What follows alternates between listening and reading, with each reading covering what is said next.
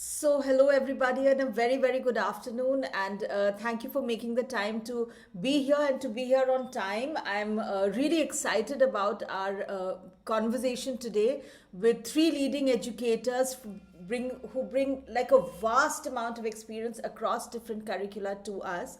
And I really see this as a very, very learning webinar for all of us. And I'm looking forward to speaking with all of them. And I'm sure you're looking forward to getting a lot of insights and to getting a lot of questions answered as well. Let me just start off with giving you a little lay of the land that how is the afternoon today going to go. We will start off with a little bit of an introduction on both on us and what we do and the context in which this webinar is set.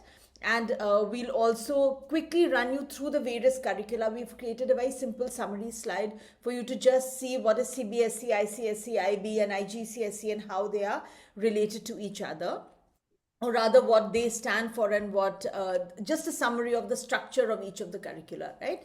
And then we will invite the leading educators we have on our panel to give you a little view on each of the curricula from their experience and understanding of how they see it. And post that, there are so many questions that all of you sent us when you were registering. So we have so many questions to ask them. And I'm sure you will be putting a lot more questions out there. So we'll then open it to a sort of a freewheeling discussion. And hopefully that will give us a lot of responses. I'll advise you and request you to please put any questions that you have in the chat box over here. So to start with, I want to introduce you both to Ainomi and to my colleague Eva, who's also joined us here and who will be helping me conduct the webinar. Hello, everybody. Hi, Welcome. Eva. Hi. Yeah, thank you for joining We are us. very excited. Yeah, I'm really so excited about getting a lot of insights over here. All right, so very briefly, if I just take a look a little bit at what we are doing over here. So if you see this, just let me share my screen. So in a sense, this is the world we are in, right? Our students used to, on the left, those are our subject choices. I grew up in a school where we just had science and arts. No, I'm sorry, we just had medical and non-medical. We just had like physics, chemistry, maths, physics, chemistry, biology. There was no commerce, there was no arts and humanities.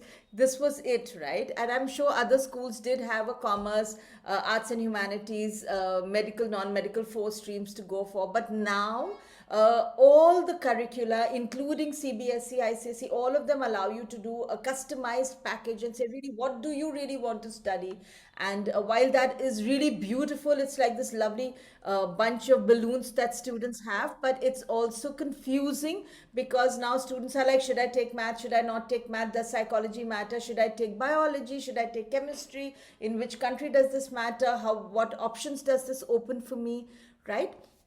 So what we are going to do is that towards the end of this webinar, after we've been through all the curricula, I'll run you through some views on different subject choices. And right now I'm just taking you through these slides very, very, very fast. Physics, chemistry, maths, physics, chemistry, biology, maths in general, then, business areas, just to sort of give you a view on what subject choices lead to what sort of careers and what are some of the big areas today for students to really consider down different streams. But we'll go into this a little bit in greater depth once towards in the last 20 minutes or half an hour or so of the webinar. I will also at that time take you through our process of figuring out how to make subject choices based on the career path and plan that you've made, and working backwards to saying that therefore what subjects you need today. We have a very robust process called the Pathfinder, which is a one-to-one self-discovery based session that I lead based on a lot of my research on careers. As you might be aware, I've written one book on careers in 2017, and now I'm about to publish my second book on careers from the lens of AI, looking at each and every career from the lens of AI. So I'd be very, very happy to share my research and my insights with you. We'll do that later towards the end of the session. Right now, I want to just sort of, before I invite my speakers to come in here, I want to give you a little bit of a overview of the four curricula that we've got experts on, and the four curricula that we will be discussing in greater depth today. Right, so a very quick overview. If you look on the Indian school certificate, this is what I studied. I thought it was a beautiful, very deep system. We are aware of the subjects that are there in science, commerce, humanities, and how students choose electives. Right, so this is the external examination, internal examination. That's sort of a view of the of the ISC. The CBSE curriculum is slightly different, both in terms of the math that is offered and in terms of the English that is offered. There is a lot of flexibility to mix different streams, but often it depends on the school. This would be true of both ISC and CBSE. They do offer a lot of flexibility for you to take physics and history and computer science and math and business studies, and just make a mixed bag that works for you. But often schools have to see what they can offer given the sort of number of students who opt for a particular kind of combination. So that's CBSE for you. And then we've got IB, and I know Poonam Ma'am is so excited to share so many things about the IB curriculum with all of you. It is one of the most rigorous curriculums, and it's also one of the most deep curriculums for students to build research skills and to go deeper into reading and to really build critical thinking and the ability to come up with innovative research ideas and build their own research, particularly because of the extended essay and theory of knowledge and the internal projects that they do on each and every subject that the student takes, right? And finally, there would be A levels. And the A levels again are an extremely rigorous curriculum, and often I find that students who take higher level sciences and maths in A level, or even if they are taking psychology or history, they really find that they go in a much greater depth than students who would be studying some of the other curricula. And it's a slightly lesser understood curriculum in the country because fewer schools are offering it. So we are lucky that we have a lot of leading educators who can throw light on this. So I will now introduce you to everybody, and we can perhaps get a little bit of overview from them on each of the curricula first, and then open it to all the many questions that have been pouring in and that I'm sure will keep coming in. I just want to repeat again that please put down any questions that you have in the chat box over here, and we'll try to incorporate it in the conversation as things go along. All right, so I want to start with introducing to you all our speakers. So we have Miss Rekha Krishnan with us, and thank you so much, Miss Krishnan, for making the time. I'm just looking at where she is. Yeah, there you are. Okay, thank you so much for making the time and for being here. And a little bit about Miss Krishnan. She's been an educator for over 38 years and a school leader since 2001. So there's really a wealth of experience that we have here. Ms. Krishnan studied history at LSR in Delhi University and then completed her postgraduate in education from Northwestern in the US. As you would be aware, she recently retired as the principal of Vasant Valley School in New Delhi and is currently the Chief Education Officer at the Education Today Trust. I think what I found most impressive in Ms. Krishnan's profile is how much she's continuously studying and skilling herself. She's enhanced her professional practice through programs at the Harvard Graduate School of Education, like the Project Zero Classroom and Improving Schools the Art of Leadership. And she's also a certified program leader for the Cambridge Professional Development Qualification in Classroom Teaching and Learning. So thank you so much for being here, Ms. Krishnan, and welcome. Right, and I also want to introduce to you Miss Chavi Behl.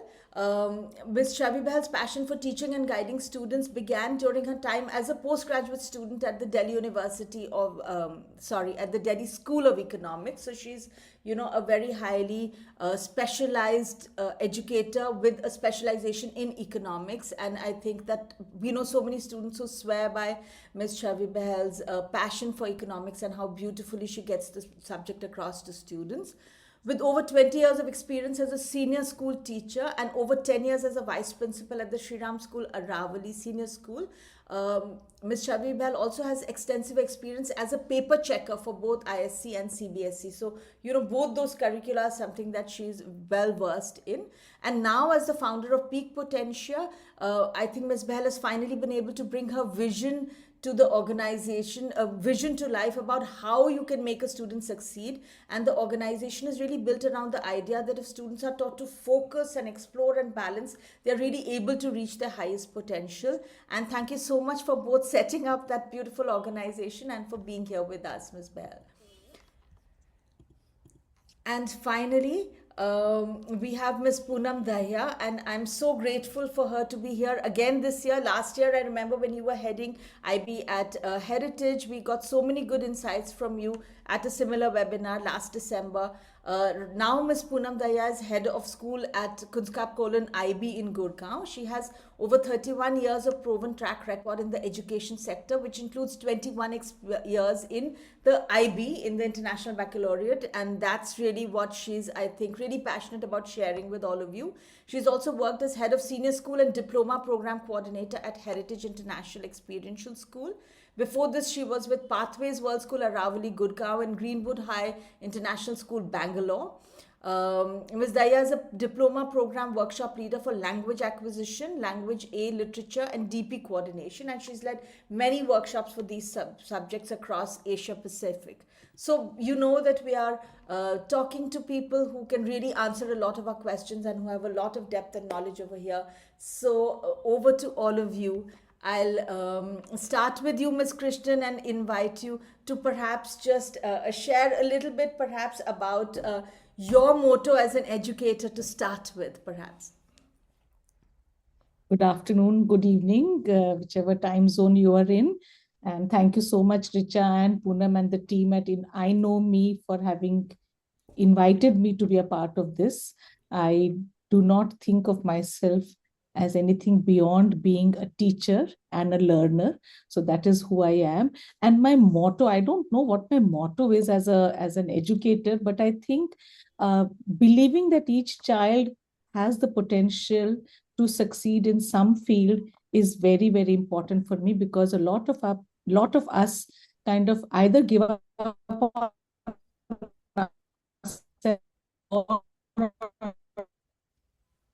इससे तो नहीं होने वाला, to do it. So my motto is to believe in each child who comes my way. Can you hear me? Yes, I think okay, so there was some that is my motto in the middle. If there has to be one, then that will be. Thank you so much. I've seen that in action when my kids were studying in Vasant Valley. So, and I know how beautifully that works for each student. Thank you so much. Poonam ma'am, if you'll probably just come in and share a little bit about what you find most exciting about life as an educator. I think the most exciting bit is that educators never grow old, because we work with young people and we are forever young in that sense. We know what is going on latest in music, in art, and in every field of life, So that's the best part of being an educator. I've spent a number of years with IB, and what fascinates me with this curriculum is probably gives a lot of voice and choice to the students. And that I really enjoy, because I remember my struggles as a student when my parents wanted me to do something and wanted me to study certain subjects and all of that. And because there were certain norms and, rules and requirements, I was not able to do that. With this curriculum, probably I believe students have a lot of voice and choice, and I enjoy doing that. Thank you so much, Poonam ma'am. Thanks a lot for sharing that. Chavi ma'am, thank you again for being here. I know today is a very hectic day for you, and we only have Chavi ma'am for a very short while. So if you'll please give us a first view on, you have a certain philosophy about education. If you'll quickly share what really drives you. Thank you so much. Good evening, everybody. Thank you, Richa. Thank you for inviting me to this webinar. Huge learning, and meeting some brilliant people, hearing people speak is always exciting. So like I have always said, I have a slightly different take on education. I do believe that it is important for every child to grow in his or her sphere. I do not believe very firmly on the curriculum that the child chooses to do. I think education should be a journey of enrichment, fulfillment, and enjoyment. It cannot be a program which is driving you to cram. It cannot be a program which is taking away your childhood away from you. So, something which I very strongly believe is that, and my mission and my motto, if I can call it, would be to make every student an independent learner. Be a learner by yourself, because if you are, then that's the biggest skill that, as an educator or as a teacher, I can give to a student, to be an independent learner. Richa, yes, today is unfortunately a slightly packed day for me. My two bits, if I may add here, and if it's comfortable with you that I can speak on, my two bits here are that yes, I have been very closely associated with both national curriculums, ISC as well as CBSE, being a paper checker, setting papers, etc. And no, I do not believe in saying this board is better, this board is not better. I very categorically and strongly believe that no curriculum is worse off or better off. It is something that you choose for your child because the child is adapted to it. I don't think that, if I do an ISC curriculum, I will not get a standing abroad. If I am doing a CBSE, I'm more national in my approach. So I don't have the global curriculum perspective. I have seen at TSRS also that students who are doing ISC, the rigor of academics has been fairly high. The board has changed enormously, with a lot of emphasis now being given to project work, where project work is again something that has to go through Turnitin. Even in CBSE, they give something like 100 topics to do your research project on, which is done in grade 11th and then taken on to grade 12th. So I think we as a nation are evolving. We are learning from international standards. I love the IB board. I love teaching A levels. I would love to bring some part of that curriculum to the national board as well. However, there is this perception, certain myths that I keep hearing from the parent body that, I want to move my child to an international curriculum. And again, I'm just stating things here, no offense to any curriculum, but this is what I hear from a lot of parents that I want to move my child to an international curriculum because Indian curriculum is very rote. That is something that I hear again and again, that in CBSE, my child does not have the ability to memorize. But my dear parents, let me tell you, I have taught economics across the board. For the definition of something like demand, irrespective of the board, you need to learn it.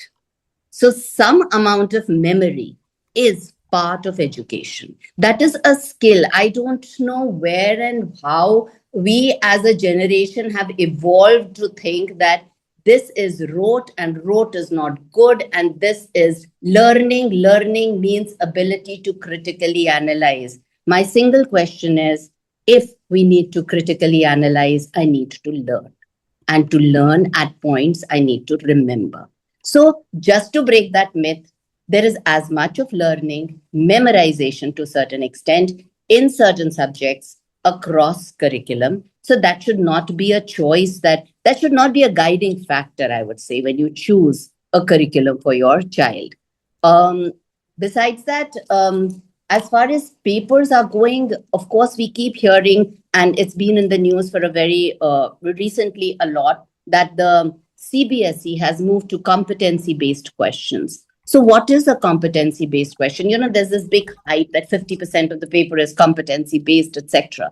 Competency-based is real-world example. It is just teaching and telling a child, if you are, for example, in social studies or history, if you're giving an answer to a question, what is the relevance of that question in real world? That is all competency-based question is. So that is where I think that there is definitely a synergy between all curriculums, between all boards, so that, there is a similarity in certain things. There is not a similarity in certain things. The difference which I find, is the way we teach. You have to teach a curriculum in a different way because every curriculum has a set pattern that they are looking at. But if you look at the overall holistic picture, there could be 4 or 5 skills that every curriculum is planning or working towards developing in their children. So I think more than looking at the curriculum or the board as it is, look at the skill. What is your child going to learn from this? I, for one, believe very strongly, why have we stopped teaching children how to learn tables? What was wrong? I think it was a Oh, I great. love learning tables, and I'm glad you're bringing that up. That was one thing I was very good at, learning different tables. But Yeah. ma'am, I want to ask you, since you do have now with Peak Potentia, I know that you guys have a whole set of mentors who are tutoring students on IB as well. So I just wanted to ask you that do you think that now when parents are trying to choose that should I switch my child to a different curriculum, is there a way one can map that this kind of curriculum is suited to this kind of kid, like he's applying for So, engineering, or this kid is applying abroad, or this kid is not very strong with studying or something, you know? so I am sure Poonam has a lot to add on to that. My 2 bits here would be that honestly, Richa, I would not say that you switch because of X, Y, Z. You can switch because your child is gifted with a certain skill set. For example, if I am an individual, and there is nothing bad about it. That's something that I really want to reach out, since it's such a fabulous parent body here. There is nothing wrong in your child or in you if your child works on a structure. So, if he works on a structure, the national board has a fabulous A, B, C, D, E to do, and you reach your goal. IB, I find, has an exploratory nature, has that ability that, okay, can I think a little beyond? So, but again, with IB, I find that teaching has to be perfect. It has to be taught. You have to taught the creativity in that. You have to teach how to think out of the box. None of us were born thinking out of the box. Number one, we have all gone through a school system which is making us think today the way we are thinking. IB, I think the biggest advantage of IB is it's loosening up that structure. It is telling you go beyond the box. Poonam, I could be wrong, but that is something that I have sort of, understood when I teach these kids. That so teaching IB is very important. Also, the way it is taught is very important That makes because sense. there And is that, yeah, so there is a structure. So again, Richa, just to answer your question, if you want to change to international board, understand the needs. It at no point demeans your child. At no point does it say that if you are a national board kid, you are worse off. No way.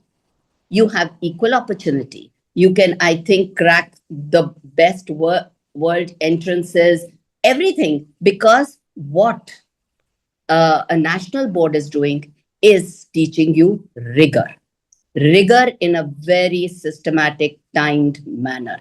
That is what a national board is doing. So again, it's the nature of the individual. It is the nature of the child. At the same time, I would also want to make a point here that if the child is comfortable doing what he is, why are you changing? right, Most of the right. time, At this point, actually, I want to ask Ms. Krishnan's opinion because, yes, please. in the school, Thank you. in Vasant Valley, there was, I think, CBSE for the longest time, and then we brought in the A levels and IGCSE, and then I'm sure enough students agonized over whether they should change or not, and then sometimes they would switch into IB into other schools. So I'm sure you would have discussed this with many parents. So, what do you feel, Ms. Krishnan, about different curricula being suited to different students? I don't think curriculums are suited to different students. I think, and I agree with what Chavi said just now, that we shouldn't choose a curriculum just because it is more flexible, it is the flavor of the year or the flavor of the season, because suddenly IB seems to be the most fashionable thing to do, and if not IB, then Cambridge to kar hi lete hain types. Now, CBSE is the badlands of the academic curriculum canvas, so to say. I would say that as a parent, and I assume we are talking to parents over here, as parents, I would choose the school and not the curriculum, because you can kill a very good curriculum in a mediocre or poor school. Whereas if you have a very poor curriculum, a very mediocre run-of-the-mill curriculum, but the child is going to a great school, that school will add so many more layers of experience to your child's experience in this 14 years or now 15 years of their learning journey. So I would not choose the curriculum. I would choose a school, and a good school with no matter what curriculum over a mediocre, average to lower poor school with a fantastic curriculum, because a fantastic curriculum can be killed in an average school.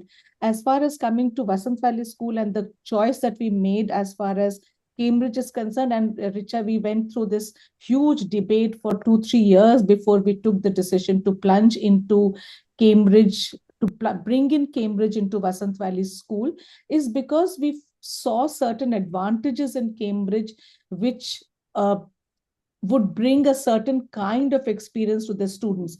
And even today, despite having introduced Cambridge 3 years back in the school, the largest cohort goes for CBSE, because CBSE is a curriculum which is tried, tested, national curriculum, and you do it. Hello?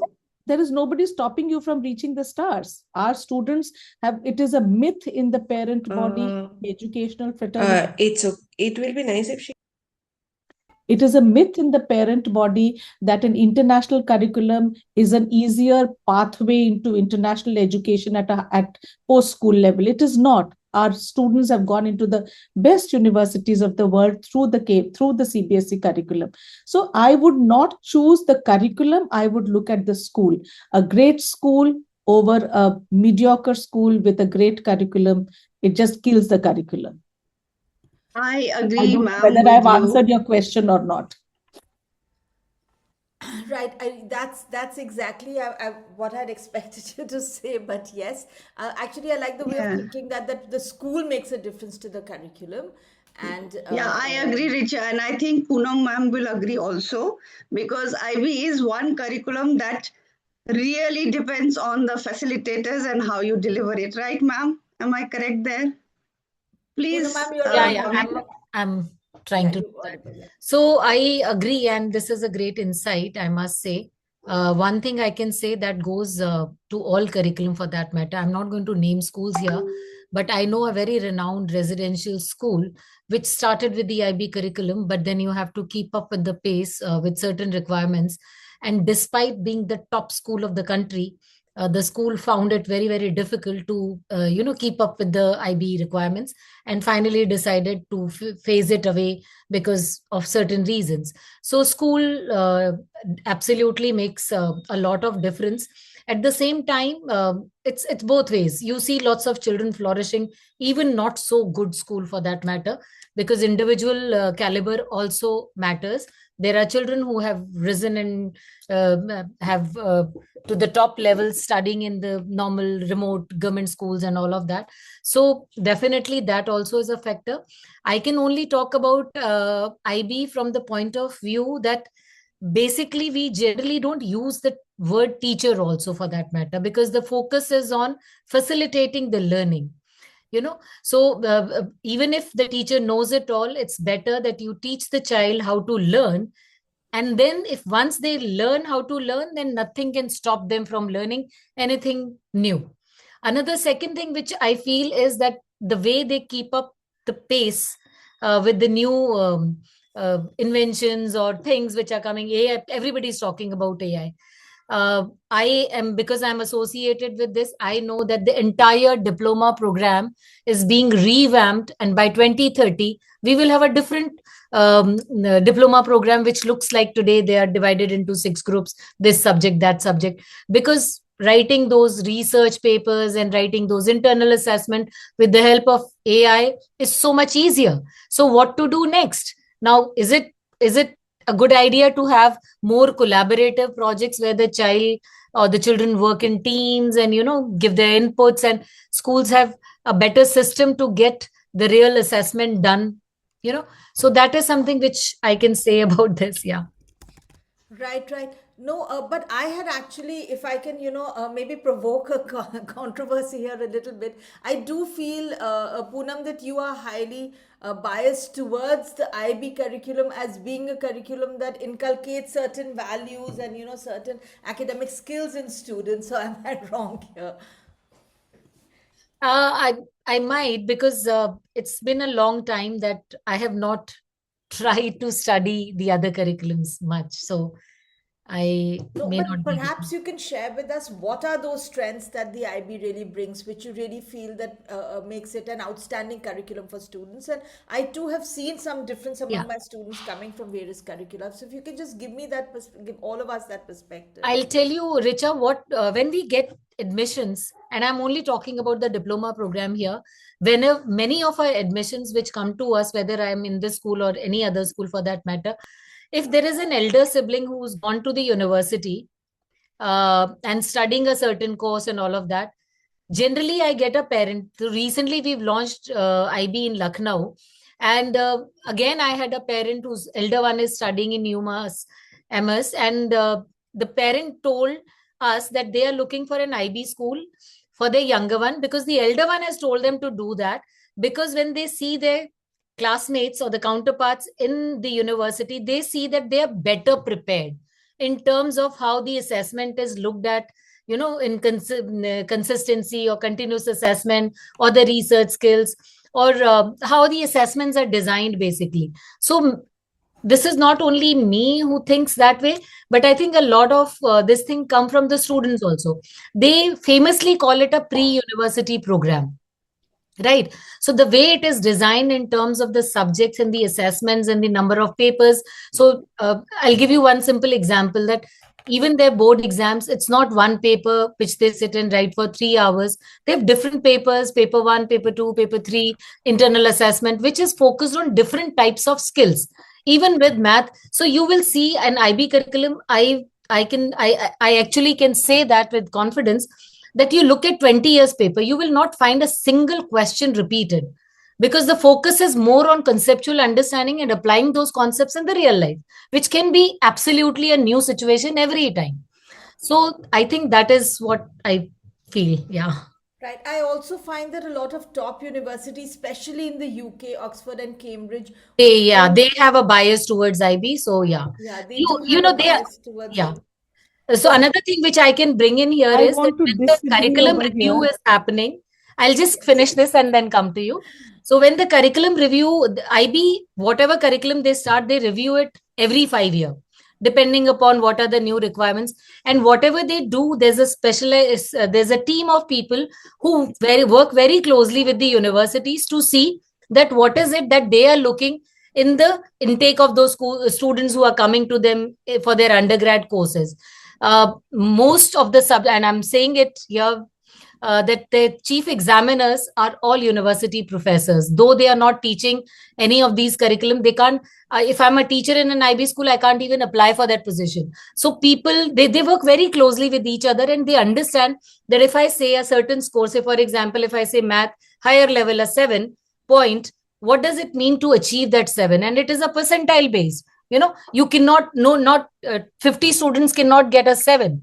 For example, I'm saying if it reaches to a certain level, then obviously the grade boundaries are increased, and then again it remains very niche to that. So what we have had, the university reps coming to us, especially the Oxbridge, they give preference to the students if they have been very, very, and of course they're very grade driven universities. They want you to do very well, A's and A stars in IGCSE and 7s in your higher levels and all of that. But they do have a preference. That is what has been told to us by the university reps who And visit they our do schools. say this on their websites as well. But Yes. Ms. Krishnan, you were bringing in another perspective. I was bringing in the perspective that with the exception of Cambridge, not even Oxford, with the exception of Cambridge, there is no university which will openly say that they give preference to one examining board over the other. And these, I think, and I have met numerous university admissions officers in my tenure at Vasant Valley School, and I have made it a point to ask them. Maybe behind closed doors, they do have a preference, but apart from Cambridge, and Cambridge also says that they would like to admit CBSE students, but with certain conditions applied to them. They will not say no to CBSE also. In fact, last year, one of our kids got into Cambridge through the CBSE curriculum. As way back as 2002, our first kid got into Cambridge when we have always been a regular CBSE school. So it is again another myth that is being perpetuated in the education industry, if I were to call it one, that international curriculum is an easier pathway into higher education institutions outside the country. It is not so. I speak from experience that we have enough and more examples of students going into the Harvards and Oxfords and Cambridges of the world. And I'm only talking about the top tier universities through the CBSE curriculum. And I also want to make a clarification over here that when I said good schools, I did not mean good urban schools who follow the CBSE curriculum. A good school can be a village school which believes in its students and follows the state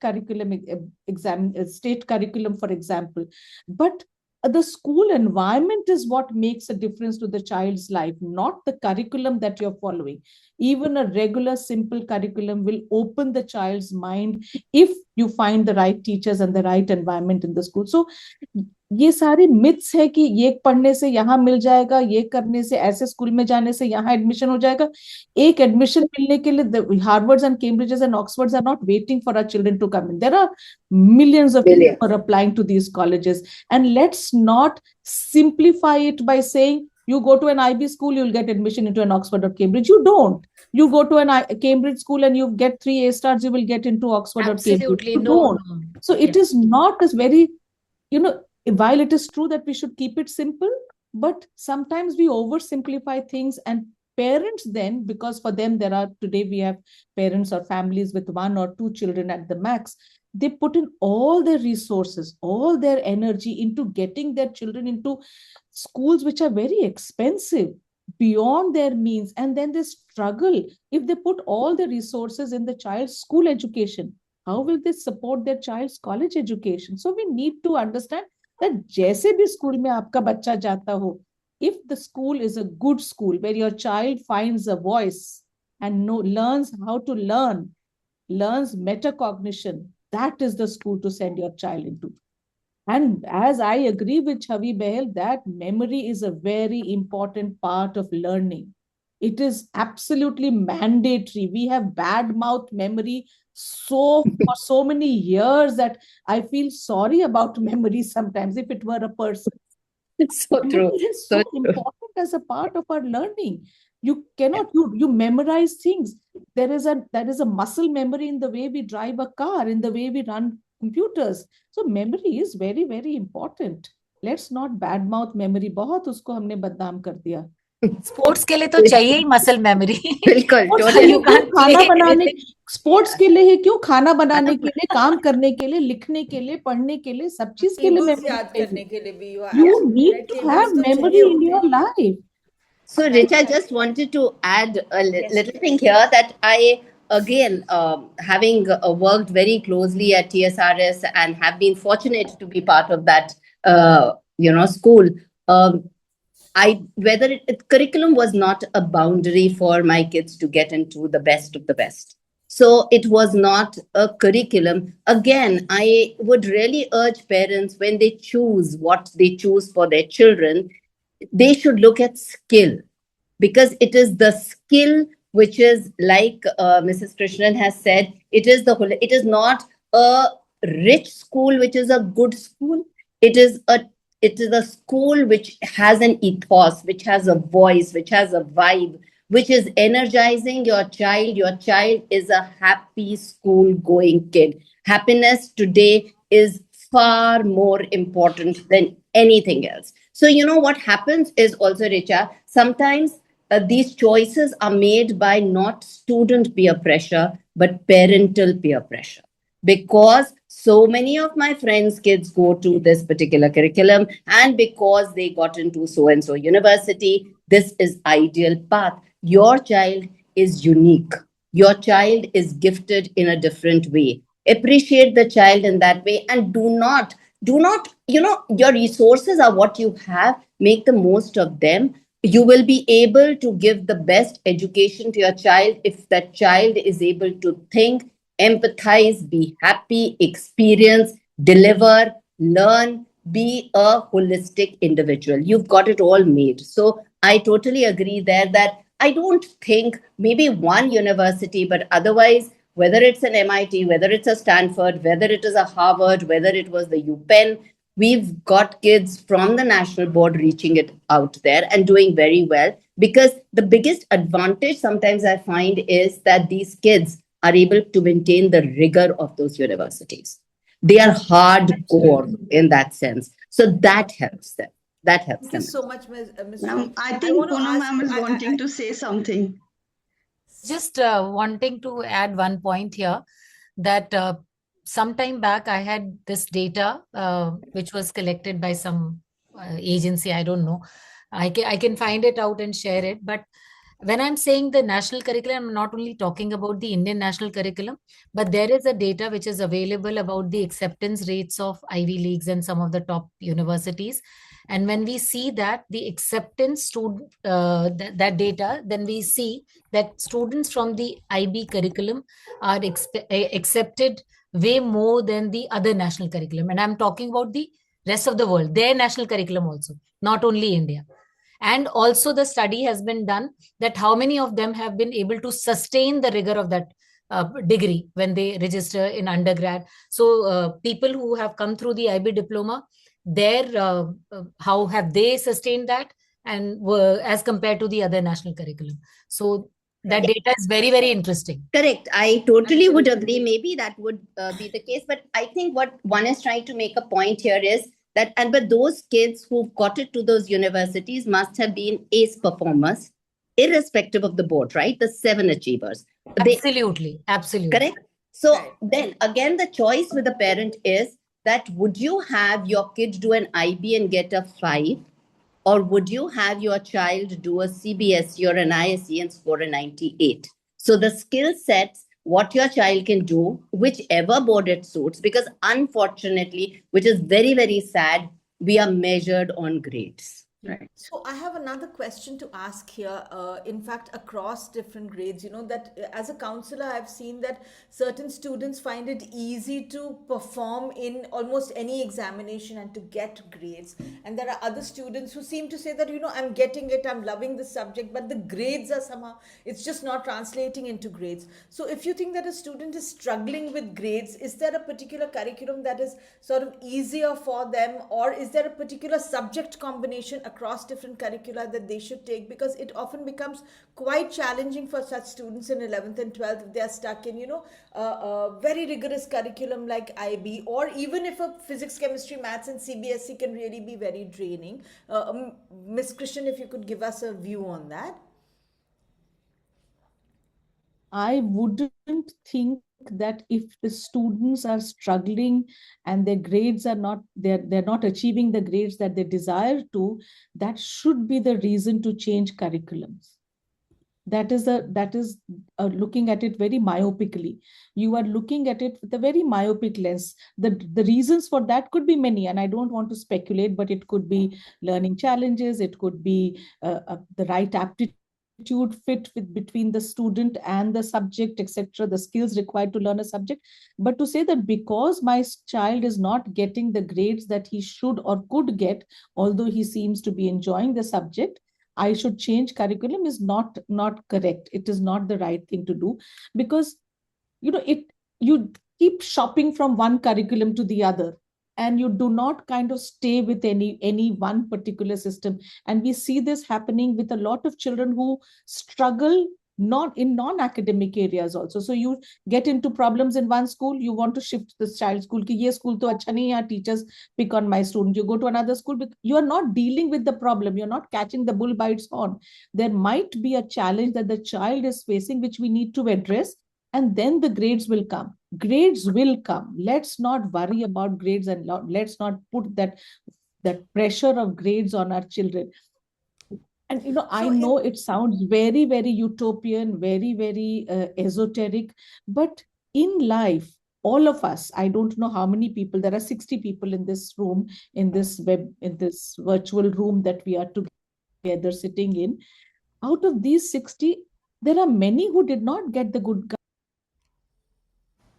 I think Miss Krishnan has fallen out. I'm sure she'll Yeah, we lost join her. back very quickly. Now, I think that what a lot of students are asking, people are asking for, is that how do we say that what skill set do different boards offer? Is there an advantage that one board has over the other? Sorry, Miss Krishnan, we thought we lost you for a while, so I picked up a question from the thing, but sorry, I think I'll park that, and I just wanted to come back to one thing that you were saying about students struggling and not shopping but staying in there. But the CBSE this year has offered some interesting subjects, like AI is a subject that's coming right now. Then there's physical education that's always been there earlier, and then there's I think web applications and so on. So these subjects, which I think are slightly more vocational, are they easier subjects? Are they more recommended for students who are not academically so open to that rigorous curriculum? They are not easier subjects, Richa. I don't think we should call them easier or tougher. I just think that different children are wired differently, and the wiring of one child matches with the requirement, the skill set for a subject. For example, web applications is more skill oriented. There's a lot of practical application in web applications, and students who are good with using technology in different ways will do well in a web application paper. And CBSE, to its credit, has always given choices to children. The accommodations made by CBSE for children who are struggling are tremendous, are huge. They compare with IB and Cambridge, perhaps better so. Perhaps CBSE's accommodations for children who are struggling in various subjects are much wider than what Cambridge and IB offered to the students. So I think CBSE is very, very strong in that front. The other thing I would like to say over here is that CBSE does not, even IB mandates a certain combination of subjects, that you take one subject from each of these buckets, and you need to take a X number of subjects at a higher level at least to get your IBDP. CBSE does not mandate, it does not say कि physics के साथ chemistry और maths पढ़ना ही है. You can study physics with history. It is the schools which mandate these combinations for ease of administration, for the ease of making timetable. And the school which does this is obviously not a great school for your child to go to. Right? So the CBSE historically has never mandated a particular combination of subjects. It has never ever said कि physics के साथ आपको chemistry or maths पढ़नी. Universities will say that you come to us, give me your PCM score, give me your PCB score if you want to do botany honors or zoology honors. But the CBSE has never said that you have to study a physics, chemistry, and biology, or a physics, chemistry, and a math. It is schools which do it. So as parents, you need to be very careful and aware of what are the opportunities available for your children, and why aren't your children getting those opportunities in the schools that they currently attend if it follows the national curriculum. Of course, Cambridge doesn't have any requirements of combinations. IB has its own combination. I am not very familiar with the IB system, so I don't know, and I don't want to comment on IB. But CBSE is very, very flexible and has lots of accommodations for children who have challenges. Right, absolutely, and I've experienced that myself as a parent, and I think that totally would agree with you on that. Poonam ma'am, I want you to bring in the IB perspective here a little bit. I think there are many questions on IB also that are out here about whether the second language is important, or one can do away with it. And also, I want you to give me a perspective on a student who's not performing very well academically. How do they survive within the IB system? So, the second language, as far as the overall grades, wherever you are applying for colleges, depends upon that what is the requirement. If you are applying to UK universities, they're very, very particular about certain scores. They say overall 36, higher level should be 776 or 667. So you have to work accordingly. In that sense, it makes a lot of difference. What we try to tell our children that the second language always helps you to enhance your overall score. So it gives you a scope of learning a new language also at that level when you're in grade 11. Because even if you do not have any previous exposure to that particular language, you can start it in grade 11. In the application as such, it will not make any difference. So if you tell me that, okay, you study Spanish or French, then the university will accept you more if you have Hindi. So they don't care. They want you to study at least two languages at that level, whether you are doing Hindi, whether you're doing Spanish, French. Rather, they want you to do Hindi as your first language, because that is the language of the region also. So yeah, that's my take on the languages. Your second question is about somebody struggling. So I think whatever in my experience I have seen is what Ms. Rekha was also talking about is the subject combination. So universities will definitely say that for my course, I need this combination and I need this score. So I have to see whether I am able to get that kind of a score or not. So sometimes when we go to the advisors, college counselors, they will also tell you, okay, this course, this country, this is the subject and this is the score.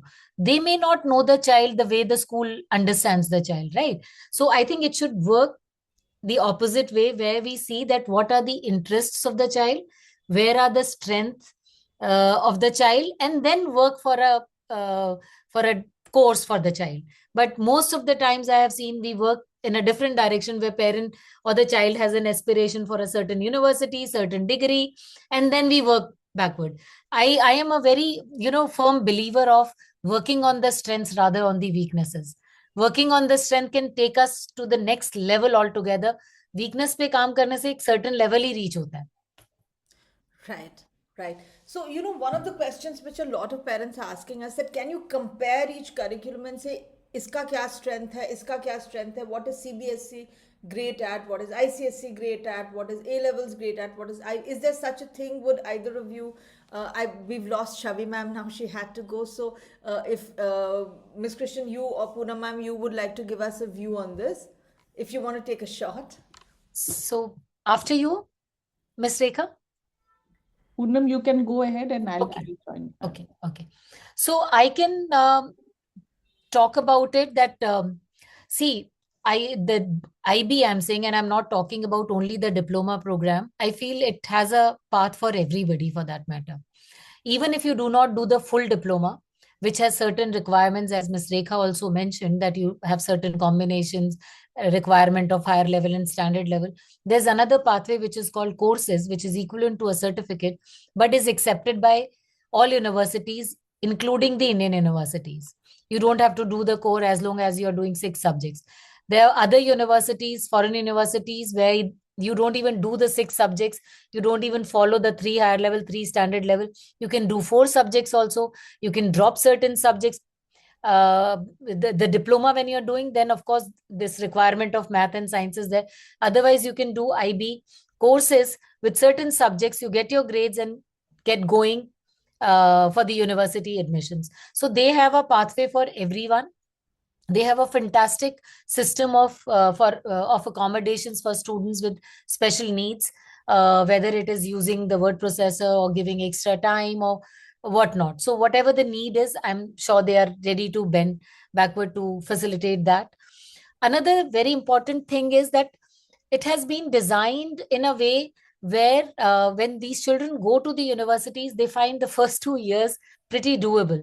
I cannot share it here, but have couple of good examples where I can say that even what I, against the popular belief, I say that DP is a curriculum where aptitude and attitude are at the same level. So your aptitude towards learning and your attitude towards learning is at the same level. You can be the super bright student, but you can fail miserably in the diploma program if you're not consistent in your studies, in your submissions, in your work. Whereas what I have seen, including the Cambridge program, and I must say that because both my children have done Cambridge and diploma, because my daughter was a tennis player and she had to play tournaments and all of that. So she had missed school considerably and had studied in the last 6 months. So doing that is possible. In Cambridge, I will not comment about the national curriculum because I have not experienced it. But with diploma program, you cannot manage that. If you think that I can, wind away my time for the 1.5 year and last 6 months I'll study because I'm very, very bright, it will be impossible for you to get good grades. So consistency is very, very important. And this is what matters when they go to the universities also. So I'm sure the brightest of all the children who are good with their academic subjects, they can manage anywhere. But an average student who's going to a high school, probably these kind of curriculum keep them on track. That is what. Another very important thing is that because they do not have one exam which will determine their entire grade, there's a little bit of this paper, that paper, internal assessments. That gives a lot of variety to the assessment that is being conducted and possibility for a child to score something or the other in one component versus the other, and then weightages can give you a holistic grade. Second thing is that the way it is being moderated and standardized. The assessment stamp, I'm a very senior examiner with IB. The assessment, after being marked by all the examiners, the way it is being moderated, the way it is, the examination or the marking scheme, it is standardized. The way when the junior examiners are marking, the seeds are there in their system, where if you go against what the principal examiner has marked, there's a tolerance zone of 2 marks, 3 marks, depending upon how many marks that paper carries. And moment you go out of that tolerance 3 times, then you're stopped from marking. So there's a lot of check on everything, on the quality. The third thing is that IB focuses a lot on teacher training, and probably that is also one of the reasons that this is little expensive in terms of making sure that the teachers are constantly trained in their subjects, upgraded, upskilled on the basis of what is new coming up in the curriculum. Yeah. Right. Ms. Krishnan, thank you so much, Poonam ma'am. Ms. Krishnan, do you have a view on this, like the strength of each curriculum against each other? I don't know about the strengths of all three because I am not familiar with the IB curriculum, and that is where Poonam has already shared the strengths of the IB curriculum with you, with all of us. The strength of the CBSE, if I had to compare the CBSE with the Cambridge, the strength of each is that, and that each one of them have their own strengths. When we form the curriculum, you can design a curriculum to be a mile long and an inch deep, which gives you exposure to many different kinds of subjects, right? You'll know a little bit about many things. So the CBSE curriculum could be a very long, vast curriculum, but the detailing in which each of these subjects go to might be less in-depth in comparison to, say, an IB or a Cambridge. And the model I think that Cambridge and IB uses, and I'm not an expert on those two, is that it is perhaps only an inch long, but a mile deep. So your scope of exposure, your exposure is to fewer subjects in these international curriculums, but you go very deep down. And that is why the IB curriculum is called a pre-university curriculum, because you are specializing and you're going deep down into those subjects. Whereas a CBSE curriculum, because of the imperatives, the national imperatives that it has to fulfill of literacy, of basically the goals of literacy and numeracy in our country, it is more accessible, it is broader in its scope, but maybe not as deep as the IB or Cambridge curricula are.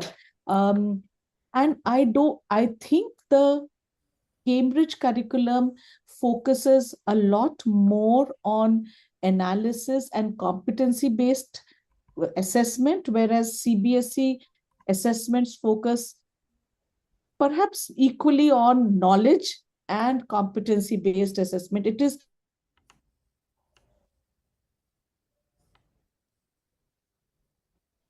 I think we seem to have lost Miss Krishnan briefly. I'm sure she'll just bounce back very soon. 50 hours of teacher training for all 50 hours of teacher training for every teacher, but I don't know whether in reality it happens at the ground level, it happens or not. I know that IB focuses a lot on teacher training, and that is why perhaps it makes it so expensive, because teacher training, and it is mandatory teacher training, so it is also marketing.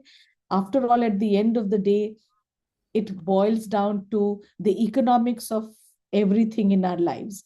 What is selling, why is it selling, who are the buyers, who are the customers, and those kind of things. So it is not that one is better than the other. A shoe you buy from Bata or you buy a shoe from Adidas or wherever, quality will be similar, but वो marketing एक तरीके से कर दिया गया ना कि नहीं, बाटा तो सस्ते गरीब लोगों का जूता है और एडिडास और नाइकी अमीर लोगों का जूता है. So it's a lot of, as parents we need to look beyond these gimmicks that we are surrounded by constantly. We live in a capitalist world. We need to look beyond and understand for ourselves what is it that is of value for us, and let's explore it, understand it, and not go. It's become like one, as children we had learned that story, we had read that story, not learned, sorry, read that story about.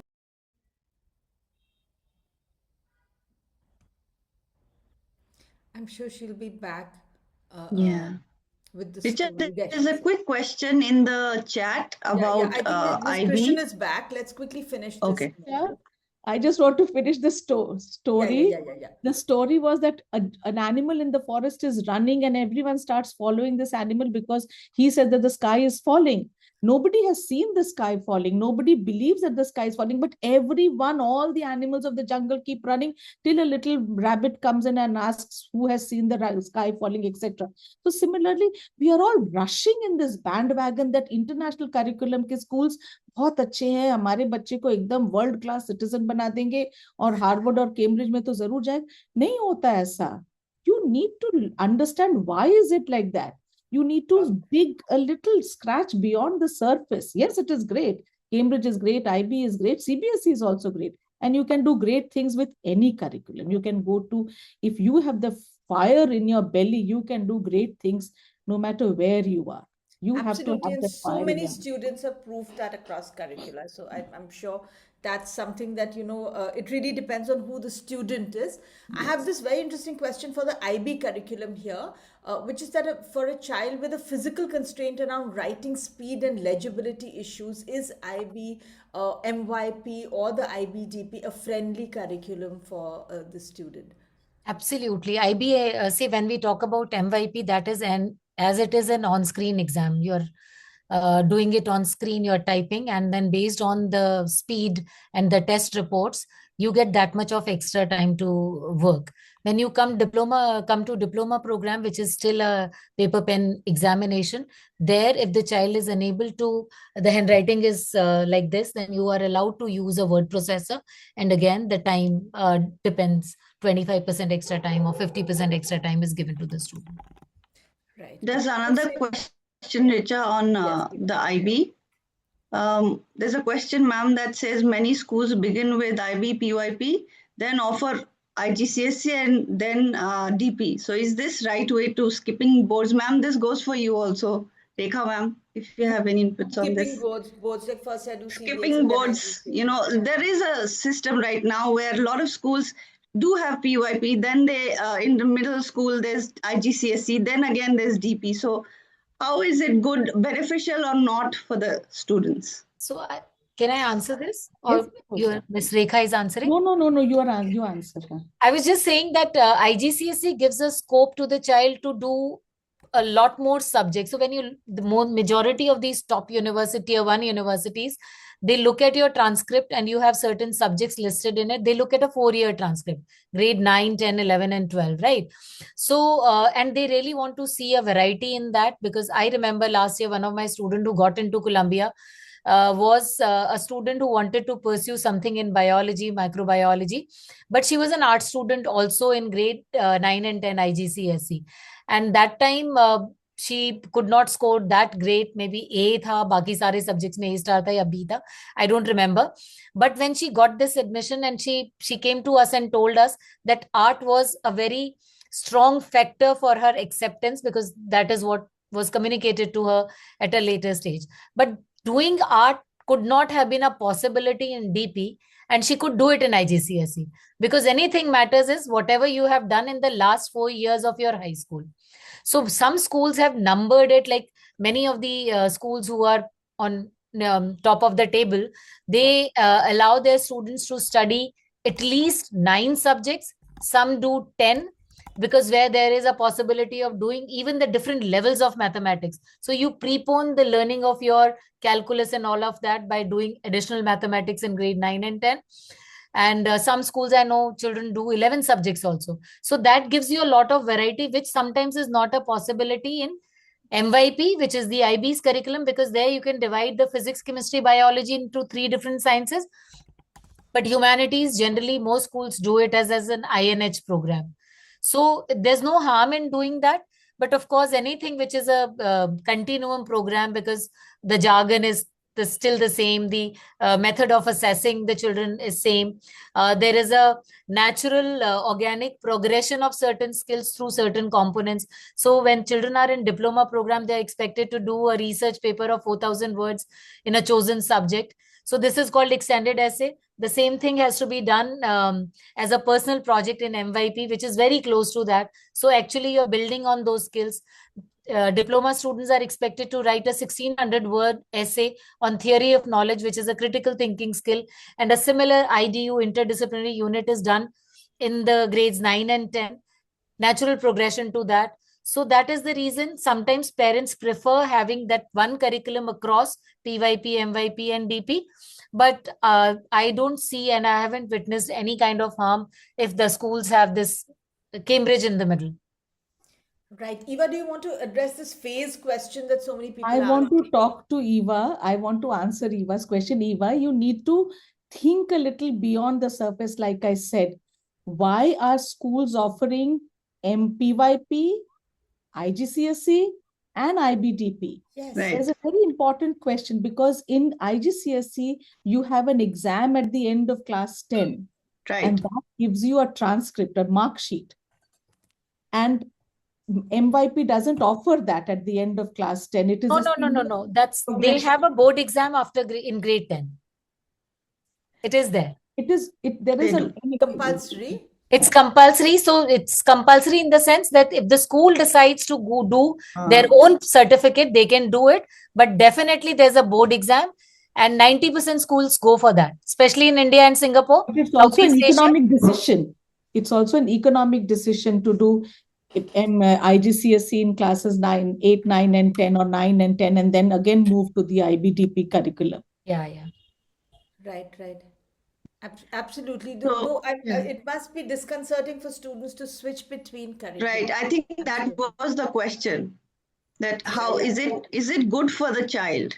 Right. Eva, do you want to address this phase question that 2-3 times has been asked here about the phase level? Ma'am, so there is this question about second language in phase 2 and phase 4 in MYP, and how that matters in DP. Would you like to answer that, even though I've answered it to the best of my knowledge?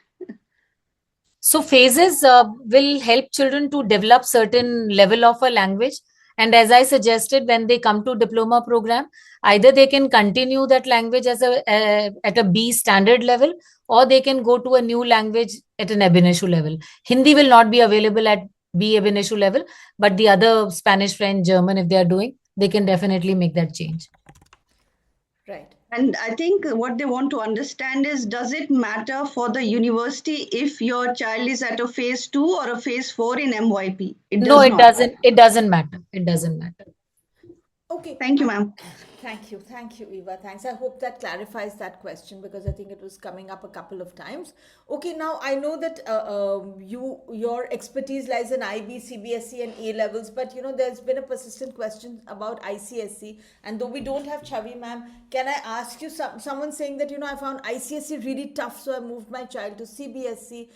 That ICSE is a mile wide and a mile long and a mile deep, to take your analogy, Ms. Krishnan. Do you see ICSE as being a significantly tougher curriculum? You're on mute.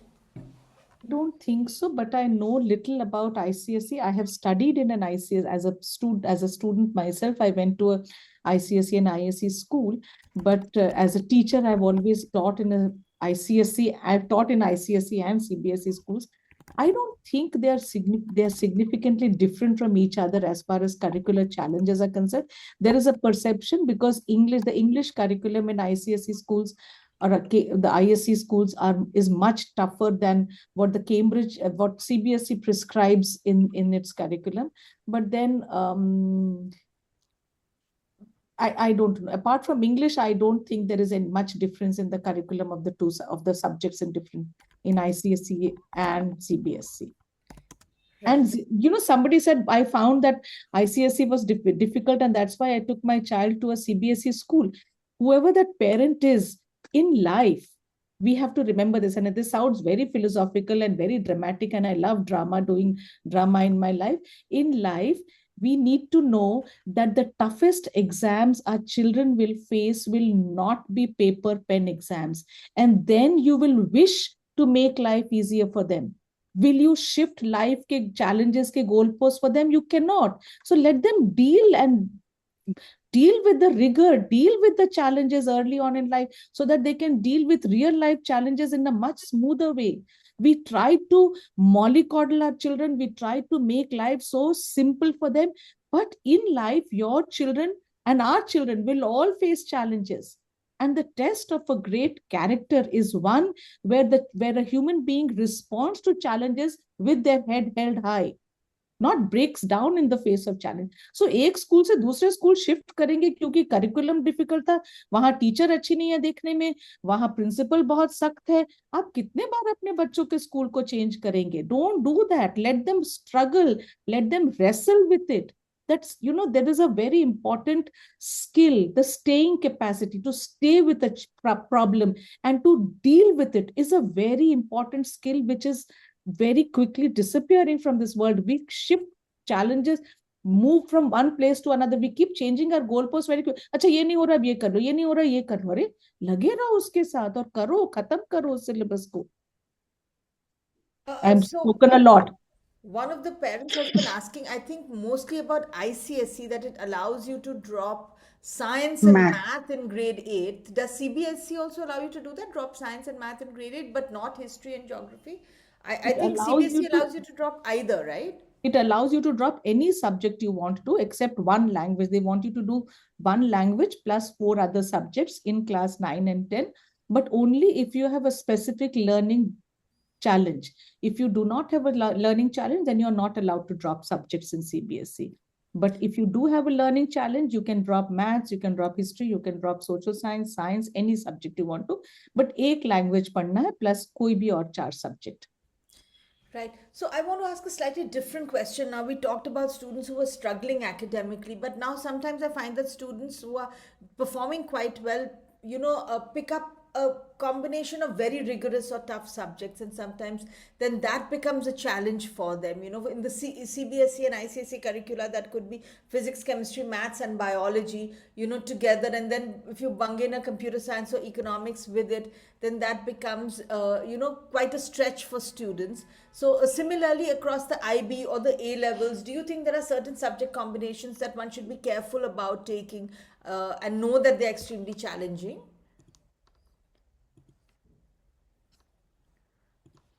Poonam, maybe you can go first.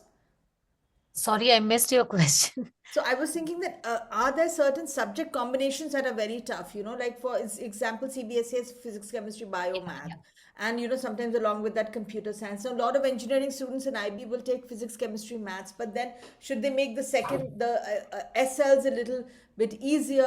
Are there certain combinations that you think can become really very tough for students? Would you want to give some such guidance? Absolutely. I think the aptitude for certain subjects, you really need to have a good base. So if you are intending to do anything in tech, and then you have to take mathematics at higher level and physics higher level and chemistry higher level, that is going to take a toll on the child.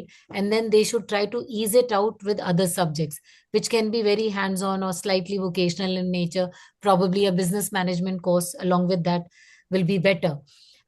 Because when you do these subjects at higher level, say for example chemistry, and if you want to pursue engineering for that matter, then you get a lot of credit also. Doing the IB subjects at higher level allows a student to earn credits where it is slightly easier in terms of money also. You may not have to do certain classes. You may finish your 4-year degree into 3.5 year. So I think it is advisable to be very, very careful when you are making these choices. Say, for example, I want to pursue tech related courses, but chemistry is something which I really find difficult. So there are lots of university which will not look into the level of the chemistry. Say, for example, higher level or standard level. You can do chemistry at a standard level, math and physics at a higher level, and take economics at a higher level. That way, you will have another branch. If you want to go into finance or something, that is also possible for you to do that. Right. Miss Krishnan, do you think there are certain subjects in CBSE that, like I said, PCMB, which I feel is itself quite a bit, that you wouldn't easily recommend to a student to pick up because it's tough?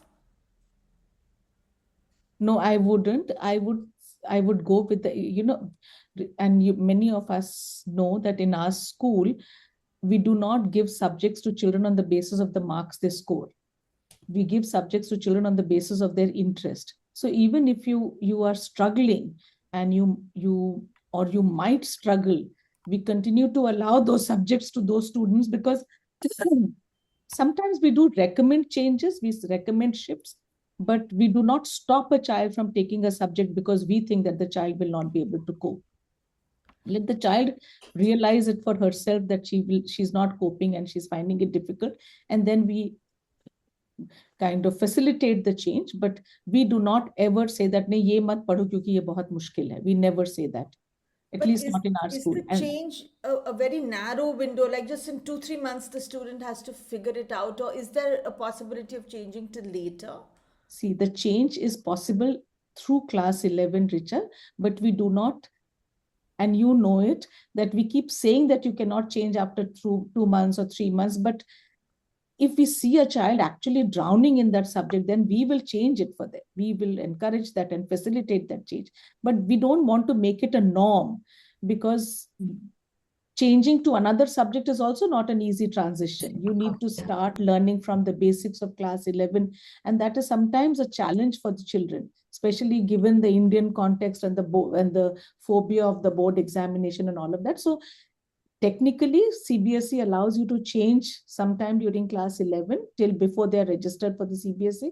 But we say that by the 15th or the 30th of August, you should be able to decide what subjects you're doing. And it gives them a 3-month window to change. And I'm not saying that they don't change after that. They change after that also. But we never recommend that don't do this subject because you haven't got so many marks in class 10, or don't do this subject because you are not smart enough to do physics, chemistry, or math. Poonam ma'am, does the IB also offer you, a slightly extended period where you can change it, or is it just that 2-3 months where they have to So decide? technically, see, we start the process pretty early in terms of how to go about the subject choices, including having a psychometric assessment and involving the counselors into it to understand the strengths and weaknesses of the child. But because it's a 2-year program, so the window is slightly bigger in terms of by the time they want to change. So sometimes as a school, we do what Miss Rekha was mentioning, that it is not advisable, because then you have to pick up another subject and you have to put in that much of effort in the new subject which you are going to take in place of the one you want to drop. But many a times we receive requests for dropping the level. So some people want to start with math higher level, and then after doing it for 6 months, sometimes after doing it for 1 year also, children tell us that unable to handle, can I drop this higher level to standard? Moment they do it, then they have to pick up another higher level, and then higher level definitely has more components and more papers, and keeping up with the pace is difficult. But we also follow the same practice what Miss Rekha was saying, that we tell them that spend a lot of time in deciding, then maybe 2 months, 3 months, don't make those changes. But we do get requests until the final year, final exams of grade 11, and sometimes in grade 12 also. And the possibility is there till the time, till 2 3 months before the board exam also, but that's not going to help the child.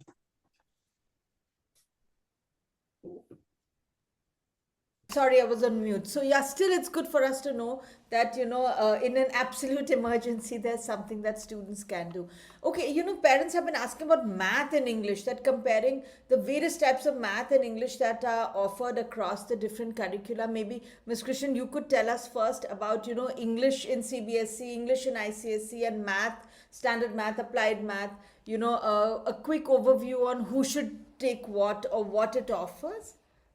I don't know about mathematics, Richa. I know that I find mathematics stuff everywhere I go. So I don't know. CBSE recently introduced a subject called additional mathematics, I think, if I got the name correctly, additional math. And it was supposed to be a math curriculum for students who are pursuing commerce or humanities and want to study maths with it. And there are many, many such students.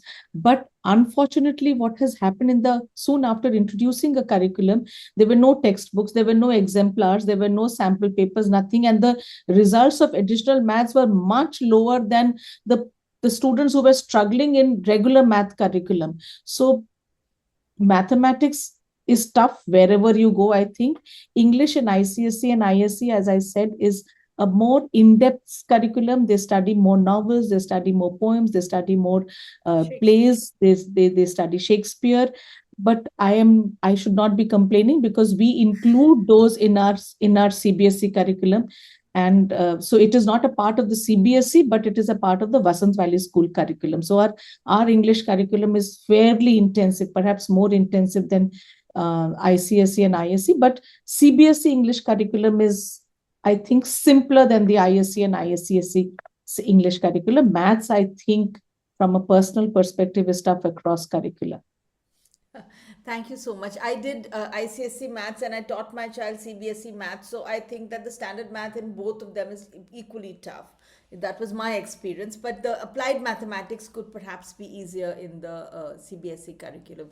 Poonam ma'am, can you give us this English math view for IB? Because there are different options that students can take.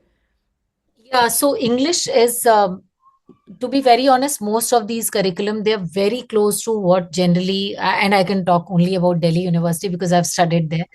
And literature, definitely I can talk about. The English program, which is available into 3 curriculums. One is called English Language and Literature. The other one is a pure literature. And the third one is literature and performance. Majority of the schools, they offer language and literature and literature. When I say language and literature, this is not grammar, syntax, but understanding language as a form of expression. So where children do graphic novels, where they understand the comic strips, where they understand the underlying message in the cartoon strip or whatever. When it comes to the language and literature program, every student is expected to study at least 6 literary works of different genre, different time, different authors, different spaces, sometimes translated also. And the assessments are also associated. If I say that if it is not similar in terms of the depth of the program, at least the width is almost the same what people do in an honors course with English. It's really deep. And yeah, mathematics, again, I can tell you that there are 2 different courses available, different routes available, depending upon the needs. One is very close to the tech requirements plus pure mathematics, and the other one is more about statistics and data, which is again very close to if you really want to pursue finance. But at the same time, there are certain universities I know of, especially in UK and Canada, they would still say that no, we, even if you want to go ahead and do finance, we prefer approaches and analysis more than the application and interpretation. Yeah, but I think most of them would prefer it at the HL level for a economics or a finance or an engineering, and Yeah. having either of them at the SL level is probably what I've often seen universities say is that they're okay with math A or math AI at the HL level. Certain universities will say math A or AI at the HL level, or math A at the SL level, SL but level, you're not right. math AI at the SL level. AI is the lowest level of math if I have to categorize it, because math is mandatory by to do the diploma. So they have kept one level of math which is doable for all students. Even if I have no interest in math, I will be able to at least score a passing grade, at least a 4 or something like that. Right. So, yeah. So, Math AI SL then should be only taken if you're not applying for a very rigorous math course. Absolutely, absolutely. Absolutely. More for CLAT, more for journalism, that kind of policy making, that kind of courses, then you can go for math AISL. Right. Right. Okay. So, I think there is a question over here about, suddenly there are lots of questions that are coming here about an irregular diploma. That if someone takes all three sciences in the irregular diploma, in the first place, does it make it really, really difficult for the student? And secondly, does that put you at any kind of disadvantage for college admission? Last year I encountered an interesting thing. So let me tell you very, very clearly, if your child is planning to apply to Germany and they are doing all three sciences, German universities do not accept a student if they do not have a humanities subject in their high school. So that is one thing. Irregular diploma, generally schools allow to students who intend to do medicine in India, because to do medicine in India, we need to study physics, chemistry, and biology, right? So when we are doing that, we have to be extremely careful.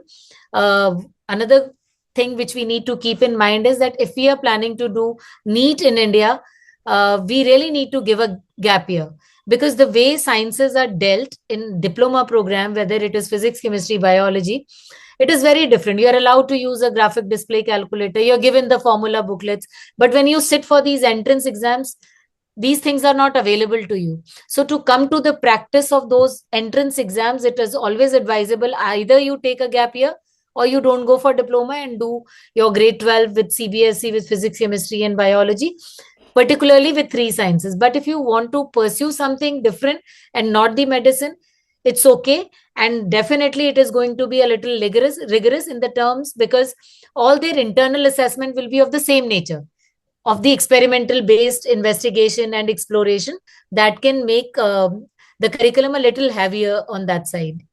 So that is the reason that we do not recommend unless it is NEET requirement. Thank you. So we are at 5:29. There are a couple more questions. Can I request you for 10 more minutes? I know we had said about 5:30. Will that be all right, Miss Krishnan, Miss Dahiya? I'm fine. Yeah. I'm fine. Thank you. Oh, thank you so much. Okay, so one question I wanted to ask was about special needs students. That, if there is a special needs student, then what accommodations does IB offer? What accommodations does CBSE and IGCSE A levels offer? As far as CBSE is concerned, for special needs children, after class 8 and class 9, they can drop subjects. They can pursue only one language instead of doing two languages, and they can choose skill-based subjects rather than studying academic subjects like social science or mathematics, or even a Hindi or a Sanskrit. They can choose one language and any four subjects, which could be skill-based vocational kind of subjects also, which is what they also get accommodations like a scribe. They get accommodations if they have challenges in writing and they would like to use a laptop. They can use a technology aided device to write their exam. They are also allowed somebody to just read the questions for them, so that they can, because they get a reader to read the questions for them. They also get allowance in the form of extra time. So instead of writing the exam in 3 hours, You get 4 hours to write the exam. And a You calculator. also, for some students who get a lot of anxiety or stress before exams, the person can sit outside and you know that the person is available there. So there is no scribe, no technology aided device for them, but there is the availability of the person in case they get anxious and stressed in the middle of writing an exam. So there are many kinds of, you can get a separate room because you get social anxiety sitting in a room separately. But all these conditions have to be verified by a certified practitioner, a mental health practitioner, before the CBSE kind of gives you those concessions and allowances. So there are many such concessions given, and I think it is the same across curricula about the kind of accommodations that students get. Yeah, absolutely. Right. And I think sometimes parents are not always aware of what is possible.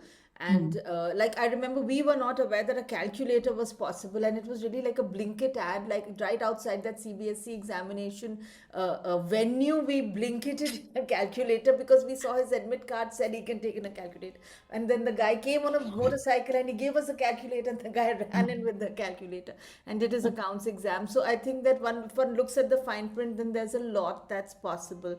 And parents, like Ms. Krishnan said, that what you need is a certification to allow that, right? So I think lastly, I think there's a parent who joined in late who's asking about wanting to shift their student from a CBSE school to IGCSE because of the wider subject combinations available. That is the shift very difficult. So the question is specifically about this, and also generally about transition. That is the shift very difficult. How should they do that? The shift for any child in class 11 and 12 is difficult because not only are you shifting curriculum, curricular shift is the least of the worries over here because children are resilient. They will find their feet in the new curriculum. But the challenge is that they leave their friends behind. And in class 11 and 12, making new friends is very, very difficult. And it is not always easy to make new friends. The culture of the school, suddenly from being known to everybody in a school setting, you become a non-entity in a new cultural environment. So those kind of shifts become very important. So if you think that the shift is important because the student, your child really wants to study a particular subject which a certain curriculum is not offering him or her, then please go ahead and change. That academic challenges se bahut bade hain, social emotional challenges when you shift schools in class 11 and 12. Right. Right. At that note, Richa, I think we had one question, right, about transition of curricula and how are our schools preparing for it. For example, there's a lot of movement that happens in, I think, about 9th, 10th, and then again about 11th, 12th between curriculas, right? So from CBSE to IGCSE, we see a lot of changes, movement happening, and then again from that 10th grade to 11th grade. So how are our schools equipped with the bridge programs, not necessarily in terms of anything else, but just to equip the children for the skills needed for that particular curriculum? This is for ma'am, anybody that would like to answer. I think Ms. Rekha just answered that question, which is more about around settling in as a student in a school. But this also depends from school to school. Many schools, they offer a bridge program or an immersion program when children come from different curricula, just to make sure that they understand things slightly better. But that can never be more than 3 weeks or 4 weeks. 4 week will be maximum, but 3 weeks, 2 weeks, generally, most schools will offer this kind of a system if children come. Yeah. All right. So actually, this is a very, very interesting question that's come in, which I'm going to quickly address to you, which is about homeschooling. That is there a particular curriculum which is ideal for homeschooling? Any thoughts, any one of you? So diploma, you can't do homeschooling because Cambridge is very good for homeschooling. Cambridge allows homeschooling. Cambridge, you can take Cambridge as a private candidate through home. If you are a girl child, then you can do your CBSE examination as a Patrachar Vidyarthi also. So you can do your class 10 examination, your board examination. This is to the best of my knowledge. And please check somewhere because I'm not very sure. But as a girl child, you can do your CBSE board examinations in the first attempt as a Patrachar Vidyarthi. But for boys, you can go to Patrachar Vidyalaya only if you have not cleared the CBSE exam one time around. So for girls, because they want girls to kind of continue to be in the education system, they allow you to take the board examinations through the Patrachar Vidyalaya. But boys, if you do not clear, you can pass it the next year as a member of the Patrachar Vidyalaya. But Cambridge is very, very conducive to homeschooling because you can do a lot of children do Cambridge through the British Council, through edXL, through various systems, because attendance is not mandatory in Cambridge. So you can learn on your own either on your own or with support from teachers at home. But there is something called unschooling also. What's where that? you don't school, unschooling, homeschooling and unschooling. It's 5:36 p.m. I'm sorry. Right. So which means that you don't take the board exam. So it's just You like don't do any padhai. You are not taught anything consciously. You just learn like apprentices would learn at home or with a master trainer or something like that. There is no curriculum you follow within the school and you don't write an exam. Yeah, and my research shows that this would probably be a stream that would grow in the future with a lot of AI and entrepreneurship and gig economy coming in, that people saying that, okay, this is what I want to do. And so let me just. And there are schools in Bangalore. There are schools in many parts of the country where there are children who come into school only for their contact classes and then they go and work on projects at home. Wow. Poonam ma'am, did you say IB does not allow homeschooling? You're on mute. Sorry. Diploma will not be possible because there are certain subjects which has to be taught. Say, for example, second language. First language you can do self-taught, but the second language has to be taught. So homeschooling is slightly restricted there. But definitely with different types of learners, you can choose to do certain subjects and drop and levels and all of that. People have done with 3 subjects also, and still they were able to pursue an undergrad in some part of the world, basically. I just want to say that a curriculum that we have not discussed at all, but lends itself very well to homeschooling and is a very good option for students who cannot attend school, is the National Open School, the NIOS curriculum, which is a fantastic curriculum. It is rigorous. It gives you a lot of flexibility. You can take exams on demand in NIOS. So it is a very interesting curriculum. But unfortunately, like many things in our life, NIOS has been branded as a lower level curriculum, and that's why we do not have many takers. But as far as the structure is concerned, NIOS is a fantastic curriculum for children who cannot attend schools either because of sports commitments or family commitments or various health reasons. The NIOS offers a very interesting curriculum to them.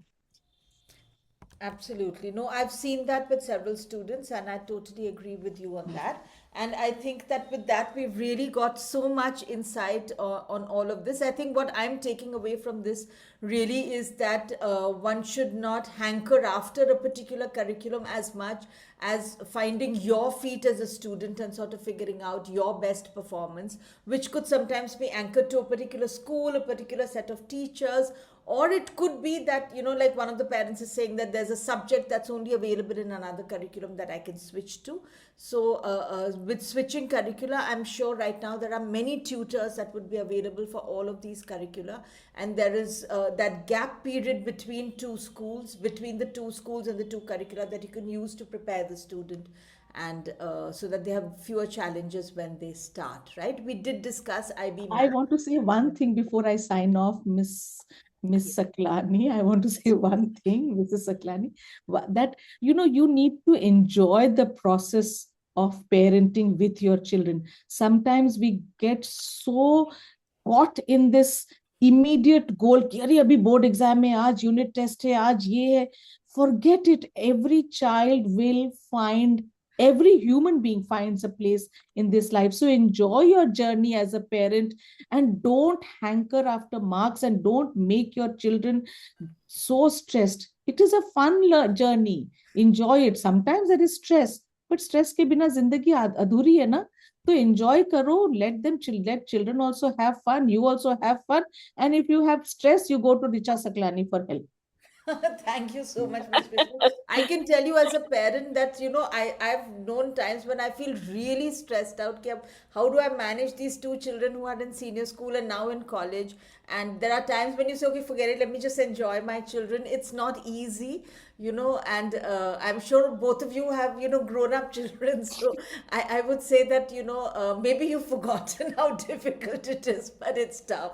I can I say to don't know just who chill out Devina and sing in Soni is, but Devina Soni, I love you a lot. What is that?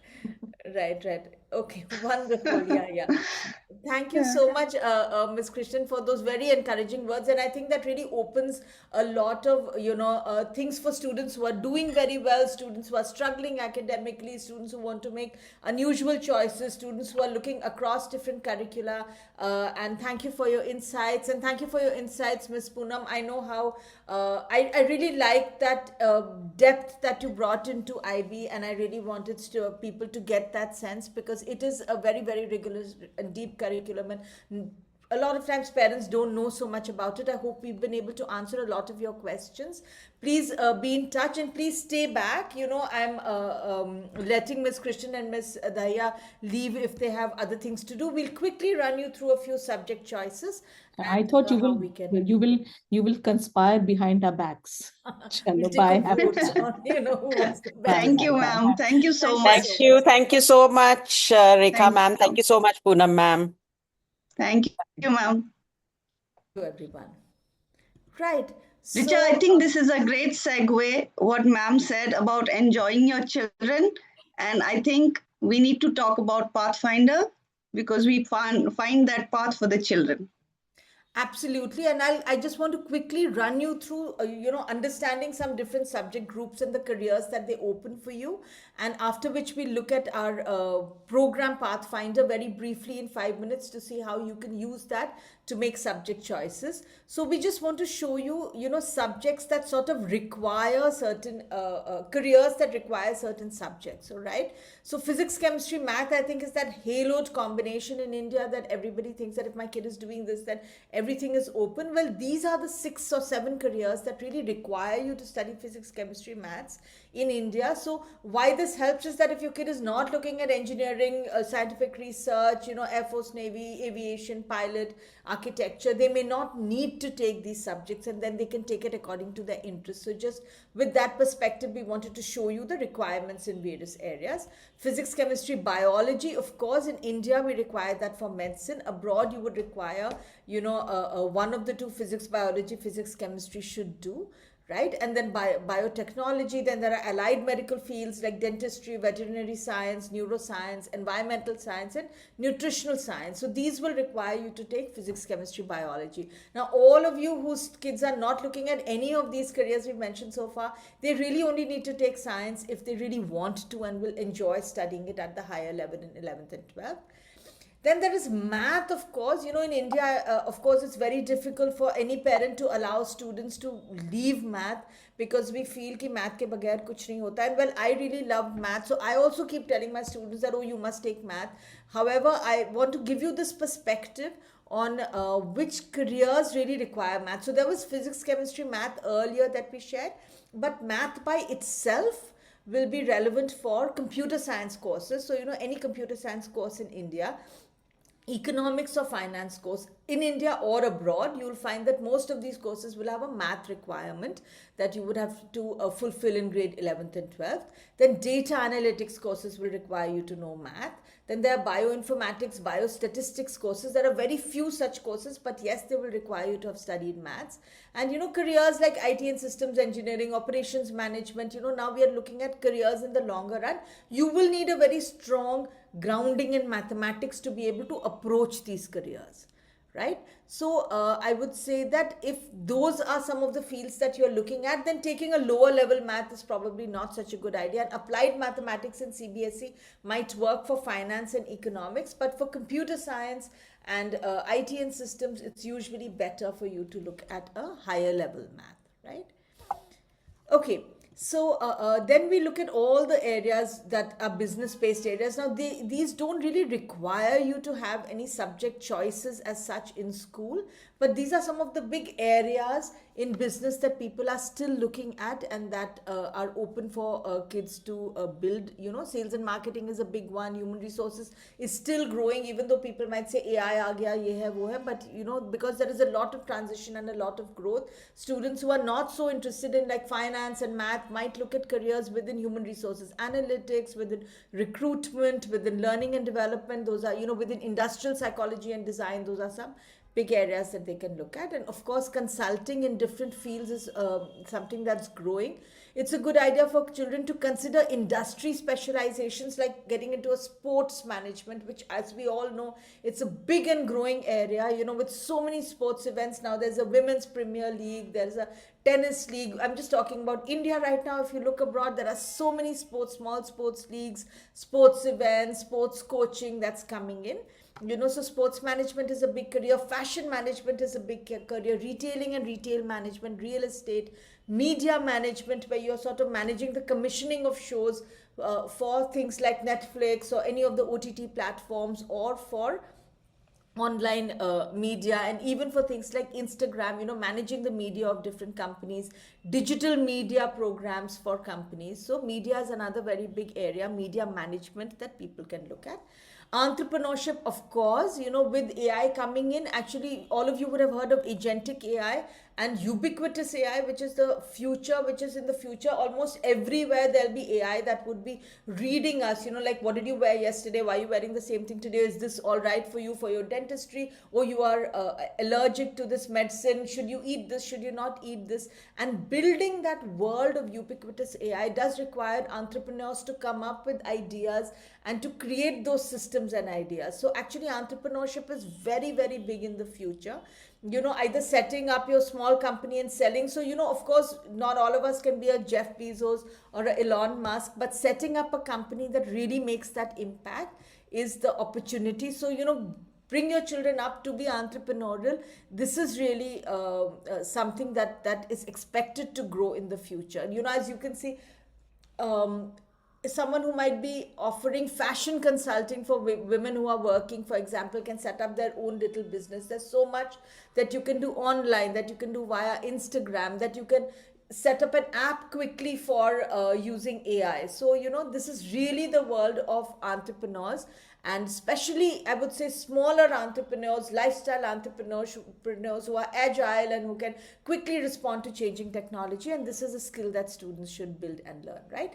Now, again, I think a lot of people have been saying creative arts and media mein to AI aa gaya. So, you know, now there's going to be hardly any careers here, but this is not what the research shows. It's just like computer science. Now we are seeing so many layoffs from Amazon and from Meta and from some of the bigger companies. We say, is computer science over as a career? The answer is it's not over, it's changing. Right? You need people who are designing softwares, people who are designing interfaces, and people who are designing new tools. Similarly, with the creative arts in the media, things like DALI or you know, Sora or any of the AI, Gen AI based art tools will only allow you to quickly generate ideas, quickly process ideas, and it enhances the efficiency of an artist. But if you look across all the leading computer companies, technology firms, if you look across all the leading media firms, if you just go to their jobs page and look, and you'll see that there are a lot of openings still for artists and designers, particularly in areas like animation, gaming, product design, UX design, and UI design, which is interaction design. You know, a lot of opportunities are still out there. Architecture is another very, very big and growing field, though I've not put it over here. It was in that physics, chemistry, math area, because again, you know, you expect that a lot of, you know, residential and office spaces to be reconstructed and to be redesigned, and you do need a lot of architects. It's a long career, it requires a lot of patience, and it's a long gestation career, but the opportunities are still really out there, right? So filmmaking, again, people might think that filmmaking can be done via AI, but again, what my research shows, and I've been researching these careers for my second book, which is about AI and careers. And what my research shows is that while filmmakers will use a lot of AI tools to do some quick editing and to get some good ideas on what to do and to try different settings and to try different, art designs for their particular movie, but ultimately it means a lot more people being hired in these technology fields, and it means bringing to the audience a very high tech and slick movie by using these tools rather than letting go of jobs, right? So I would say that a lot of these opportunities are still available. Fashion is very, very big. Fashion design, digital fashion is very big, which is designing for gaming characters or translating the design of gaming characters and animation characters into real life. So all those opportunities are still big and they are still out there. Digital art is even big. AI based art is selling for like $250,000 already in the world. So I would say what it requires people to have is agility, and not to say that this is over. It's more about saying that what can I do with all these new tools that are available. Now this is my last slide where about subjects, where I'm saying that these careers don't require any specific subject choices in 11th and 12th, and they offer a lot of opportunities. Psychology, as we all know today, already everybody has a therapist, or my therapist said this, especially in the younger generation, and it's a great thing because it allows them to really develop their thoughts and ideas. Psychology is a big field, both clinical as well as industrial psychology. Teaching, school leadership, professorship, a lot of education is needed, particularly in India. So that is a big area and expected to grow. Tutors are really expected to go, one-to-one tutors, particularly in math, science, English, languages. Social sector is very big, with a lot of the funds flowing in, particularly in environment, in poverty, in public policy, designing new policies for AI, designing new policies for education. So that's another big field where there are no subject requirements in 11th and 12th. Hospitality remains big and is really crafting, and all of us are traveling in different places. There are so many experiences being designed by people expect things to sort of work like clockwork now, and hospitality is using the tools to create more experiences. The audience for hospitality is growing, so those careers are also currently growing. Law, as you would be aware, corporate law might be a little challenged with blockchain coming forward, but a lot of corporate lawyers are working with investment banks and with companies, helping them negotiate and close deals. And litigation, of course, AI is really, really, really far away from being able to hit litigation. So that's a big area. And again, no subject choices are required. And sports, of course, like I said earlier, with sports management, that sports is growing as a field and there are no subject restrictions over here. Right. So just wanted to give you this overview. And also I want to take you through briefly how we expect students to sort of figure out what it is that they want to do, because more choices also means that it is difficult for you to decide what is really right for you. So I want to just take you through very quickly our process. So the way we see it is that we say it takes a village to bring up a child, and we are part of that village, and the foundation of bringing up a child is what you do as parents, which is you nurture, inspire, and prepare a student for building their careers. And then the school educates, expands, and provides opportunities, and we offer you a targeted counseling to guide and sort of launch the student into a particular area. So that's how we see ourselves, as bringing together everything that you have done over 17 years, 15, 17 years in bringing up the student, to sort of guide them in the direction where their talents are best likely to bloom. So what we offer for grades 8 and 9 is a program called Head Start, and which is about discovering 3 to 4 different careers that you can then explore over 8th and 9th. This is a 2.5 hour long one-to-one program where we take the student through 60, 70 different careers and do a simple self-discovery based psychometric tool, and basis that come up with the 3 or 4 options and give them a lot of ways to explore them, videos, podcasts, summer programs and so on, so that they can explore it. And if they like, then we can work with them over the next 2 years, creating a plan and mentoring them towards it. The Pathfinder program, which I wanted to particularly take you through, is really a flagship program which I think is very useful in making career choices and subject choices, because we've designed it to be a very comprehensive self-discovery based program. We start with taking the student through 60, 70 different career options, which is, which I run one-to-one with students, and I try to answer as many questions as possible so that students get a sense that what do investment bankers do, what is risk management, what is, let's say, biotechnology and bioinformatics, what would a basic researcher in physics do, right? So I sort of really have the conversation with kids to make it fun and interesting for them so that they pick up, let's say, 10 or 15 options as a career inventory, saying this is what I'm initially interested in, right?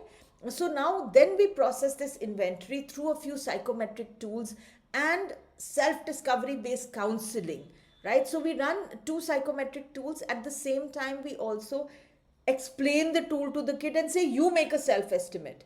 Then we compare that self-estimate with the result of the questionnaire, and if there are discrepancies, we see alternative profiles so that the student has clarity that, okay, this is really what I am like. Basis that, we filter from the initial inventory and come up with this short list of 2 or 3 careers, at which point we invite parents to join us as well.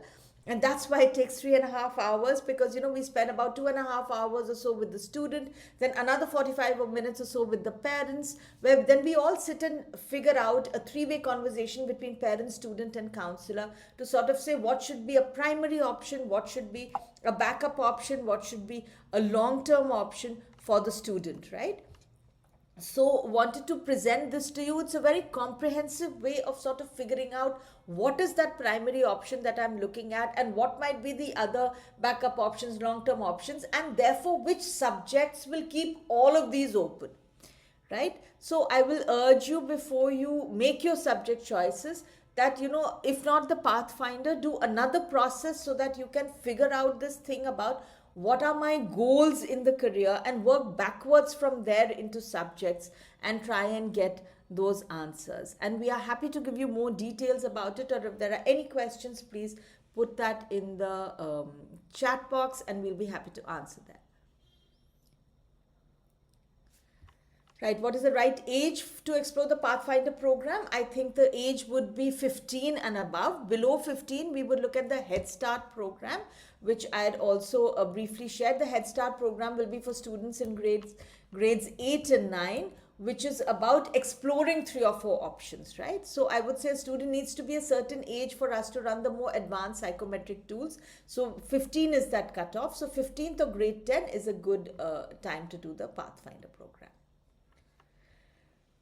How do we connect to get this counseling done? Hina, we'll just, I'm sharing an email ID and Kamalika has shared the number. So please be in touch, and we'll also reach out to you with a recording of this webinar, and you must be in touch with Kamalika anyway on WhatsApp. So thank you so much for joining us, and I hope you guys got a lot of insights out of it. I certainly did.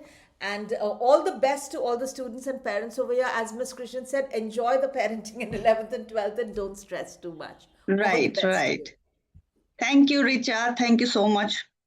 Thank you, everybody. Have a good evening. Have a good evening.